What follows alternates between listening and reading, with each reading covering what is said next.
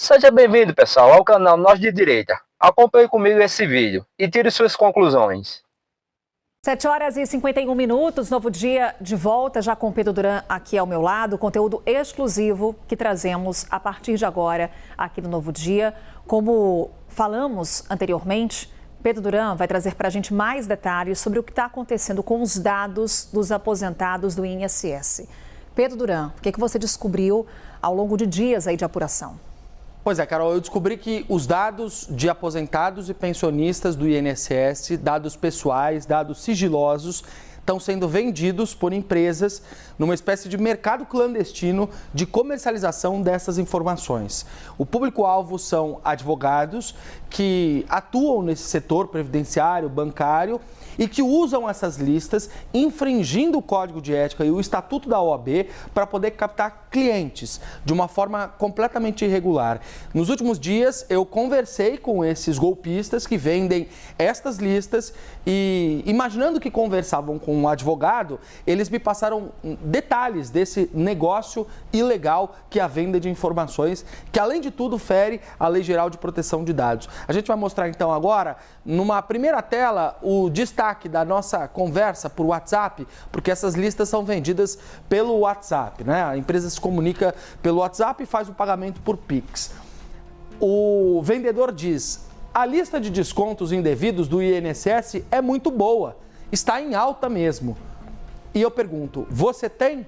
E ele diz: sim, e logo me manda uma tabela de valores. O que tem nessa tabela de valores? 500 nomes, R$150, 1.000 nomes, R$250, até 5.000 nomes, R$350, até 10.000 nomes, R$450 e o estado completo por R$600. E eu pergunto: isso para descontos indevidos? E ele responde: para descontos indevidos e bancário, doutor.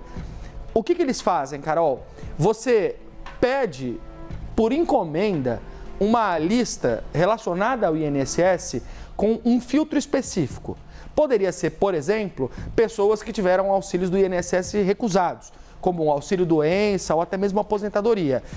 Mas, nesse caso dos descontos indevidos, na verdade é uma lista com quem teve descontos de entidades associativas nos últimos meses, tem parcelas debitadas do benefício do INSS e poderiam ter valores a receber e reivindicar. Por que essas listas são comercializadas? Porque os advogados podem usá-las para entrar contra o INSS e as entidades com um processo de danos morais, que renderia, por exemplo, o dobro do valor e até mesmo uma indenização para o aposentado, para o pensionista. O advogado, obviamente, ficando com parte desse dinheiro.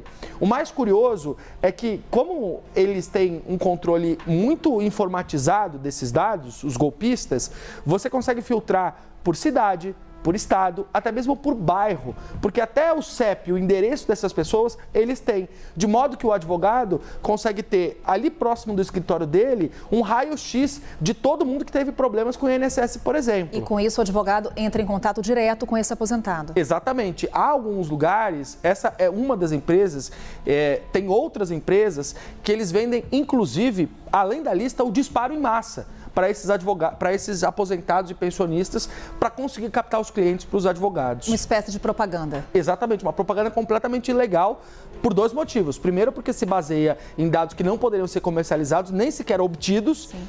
E segundo, porque fere as normas de ética dos advogados brasileiros. Numa segunda tela, a gente tem mais um destaque dessa conversa entre o vendedor dessas listas irregulares e também a gente como supostos interessados.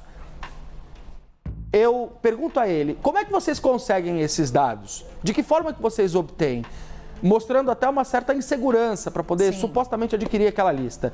E ele diz: temos uma equipe responsável pela captação e depois apuram os dados com o pessoal dentro da Previdência. Dentro do INSS. Essa é a resposta do vendedor, que tem alguém dentro do INSS, do Dataprev, do Sistema Previdenciário Brasileiro, que fornece os dados para eles. O que você me recomenda comprar dessas listas de aposentados que tiveram descontos indevidos de associação? E aí vem a recomendação do vendedor. Para começar, eu indicaria o de 500 nomes. Assim, o senhor trabalha nela, vê o resultado e depois leva mais. Se for disparo em massa, dá para levar mais. Falando já que existe essa estratégia do disparo em massa. Aliás, Pedro Almeida, advogado especialista em direito previdenciário de Goiás, conversou comigo, Carol, e falou sobre como essas listas chegam nos advogados. Ele é um dos advogados que recebe essa propaganda dessas empresas e claramente não compra porque sabe que isso é completamente ilegal e fere uma série de regras. Vamos ouvir o que ele disse. Infelizmente, nós, advogados, somos assediados diariamente com esse tipo de lista. E não só nós, quem queira e quem pague vai ter acesso, abrindo assim uma oportunidade imensa para os golpistas agirem. Eu já atuo frente ao INSS há 8 anos e posso garantir, os descontos das aposentadorias é apenas a ponta do iceberg de um INSS totalmente frágil, vulnerável e com um sistema de segurança crítico. Aí então a fala do Pedro falando claramente que as listas são a ponta de um iceberg que tem muitos outros problemas em relação à proteção de dados e à garantia do sigilo e do respeito aos nossos aposentados e pensionistas. Trouxemos também aqui um trecho da fala desse vendedor quando ele fala como essas listas devem ser usadas, recomenda ao suposto advogado qual que tem que ser o comportamento dele e fala um pouco sobre essa comercialização. Vamos ouvir o que ele disse. Boa tarde, doutor. Não, fica tranquilo, eu entendo a sua preocupação. A gente está há quase 2 anos no mercado já, nunca tivemos problema, não tem como ter, porque nossos dados são todos legais e autorizados. E temos advogados fixos com a gente também. Eu sei que é complicado, porque hoje em dia na internet está complicado de golpe, ainda mais questão de advogado, questão da OAB, que é complicado mesmo, é uma coisa super séria. Mas aqui eu posso garantir que é totalmente seguro. Mas assim, na maneira de questão de aquisição, eu acho melhor adquirir o pacote menor. Daí o doutor trabalha nesse pacote 1 semana. Daí se der boa, que eu tenho certeza que vai dar, o senhor retorna e daí pega mais, uma demanda maior. Entendeu? Que acho que é mais fácil, daí acostuma também, pega o jeito do negócio, fica bom. Detalhe, Carol. Tem golpe na internet, Pedro Durão. É isso, ele está tratando como se fosse uma coisa legal, até para eventualmente ludibriar as pessoas que compram esses dados dos outros, né? Dados vendidos ilegalmente. Tem um detalhe que eu acho que é importante, que a gente mencionar o seguinte, essas listas, elas não são estáticas, elas são atualizadas semanalmente. Isso ficou claro durante a conversa e também o envio dessas prévias dessas listas. Ou seja, de alguma forma, eles conseguem ter algum sistema que atualiza essas listas conforme você tem novidades no trâmite dos processos do INSS, por exemplo.